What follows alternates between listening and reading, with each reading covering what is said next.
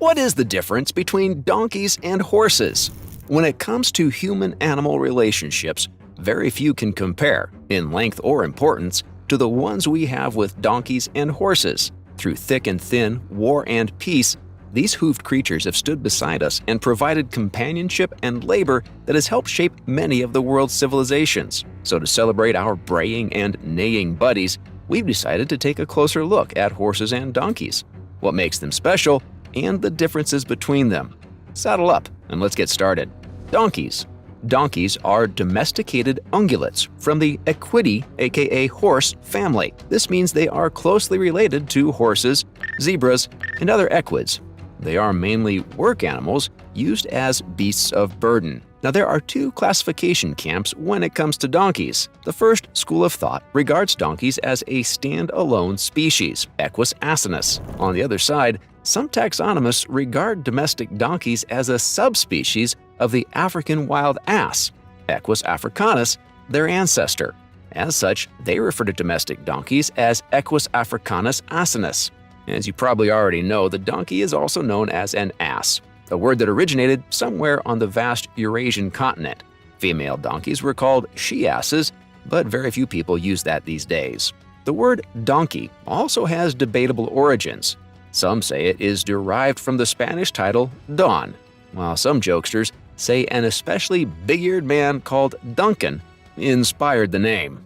Feel free to believe whichever origin makes sense to you. By the late 18th century, polite society had taken great strides to clean up day-to-day vernacular, so words like donkey became more socially acceptable. For females, Jenny was the new term, while Jack was adopted for male donkeys. Young donkeys are simply known as foals. Donkeys are among the oldest domestic animals around, having been domesticated between 5,000 and 7,000 years ago in Africa. The leading theory is that modern domestic donkeys are descended from Somalian and Nubian subspecies of the African wild ass. Donkeys were a more popular choice, even more than cattle, in their native Eastern and North Africa because of their extraordinary stamina and drought resistance. Additionally, donkeys don't require time off to chew cud like cows do, and this allowed the nomadic tribes that relied on them to save time and travel further. Donkeys were also crucial in ancient Egypt, quickly becoming the backbone of overland trade and travel in the desert. Back then, members of the royal families and nobility even adopted them as status symbols, with more donkeys signifying greater wealth and power. Some pharaohs even got buried with their donkeys, so they had something to carry their gold and possessions in the great beyond. The Egyptians also pioneered the use of donkeys in agricultural activities like plowing. Additionally, they also harvested donkey meat and milk. By 1800 BCE, the Mesopotamians had learned of donkeys and their usefulness, and they decided to take things to the next level through selective breeding. This quickly began a trend that spread throughout Arabia and the rest of the Eurasian landmass. In those days, breeders got creative and started specializing. Large donkeys were bred for riding in general commuting and war, while smaller breeds more suited to female and child riders were also developed. Naturally, the Greeks and the Romans also got a hold of them and spread them throughout their respective empires. Some cultures within the Greek Empire often depicted Dionysius, deity of wine, as a donkey. This was probably because Greek traders brought the sweet wines on the backs of the trusty equids. In 1495, donkeys made it to the Americas for the first time, thanks to Christopher Columbus and his transatlantic voyages. By 1600, they had arrived in the land that would become the United States, where they thrived as beasts of burden for farmers and miners. Today, there are more than 40 million domestic donkeys worldwide. In fact, there are so many that some even live feral in the wild.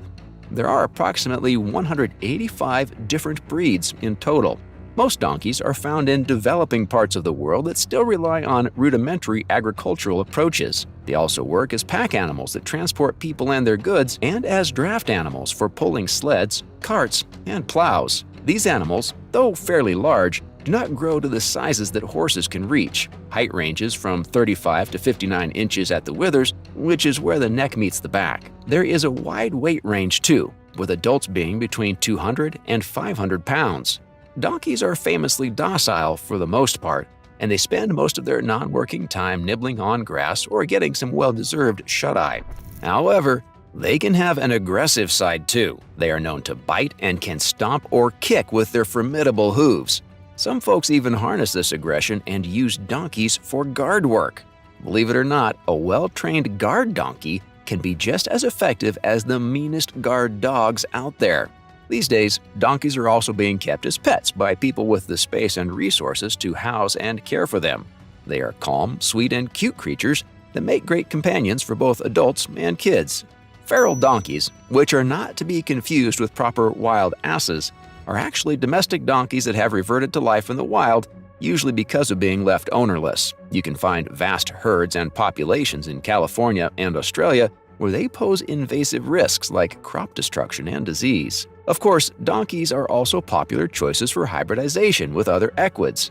Syrian and Mesopotamian kungas, the hybrid result of domestic donkeys and wild asses, were among the first known donkey hybrids.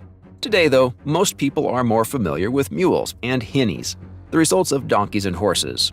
Technically, a mule comes from a cross between a jack and a female horse, while a hinny results from a male horse mating with a jenny. Horses are another prominent member of the horse family, Equidae. Like with the domestic donkey, all domestic horses are directly descended from a wild ancestor, Equus ferus, better known as wild horses. Therefore, the scientific name for domestic horses is Equus ferus caballos. Of course, their lineage stretches back far longer than just the wild horses we derived horses from. The first true horse ancestor was Hyracotherium, a small multi-toed critter that lived about 55 to 50 million years ago. Over time, equids lost the additional toes, developed longer legs for faster movement, and evolved into the single-toed animals we know today. For a long time, horses and their cousins lived wild and free in the plains of Eurasia, Africa, and the Americas.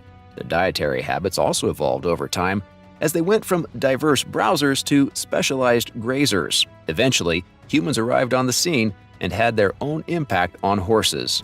Many experts believe we began domesticating horses around 6,000 years ago in Central Asia, and this assertion is based on different paleological and archaeological evidence as well as modern DNA analysis technology. The same evidence shows that by 4,000 years ago, horses were widespread in Eurasia, including Western Europe. Countless bones and remains dating back to that time underline the wildfire-like way horse domestication spread. There are also horse remains buried alongside chariots of the Indo-European Shintashta and Petrovka tribes that were around during that time. Today, there are about 300 breeds of domesticated horses. Horse breeding is a rather complicated affair, but the general rule is that form follows function.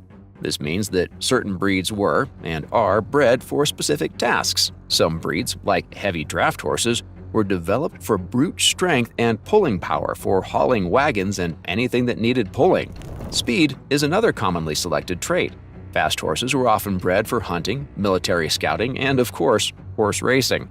Other athletic traits used in breeding are balance, as seen in dressage horses, or leaping, which is seen in jumping horses.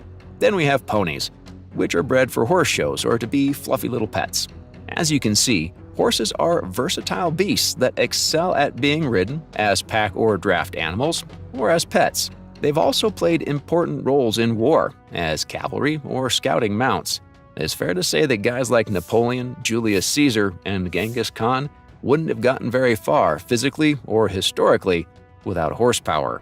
In many parts of the world, especially the northern hemisphere, horses were the #1 mode of overland transport before the advent of trains and motor vehicles. American inventor and businessman Henry T. Ford is widely labeled as the man who killed horse-drawn carts and carriages that were ubiquitous in the US and Europe. Interestingly, the most common power unit used when discussing cars and other motorized vehicles is horsepower, which pretty much refers to the approximate power output of a single horse.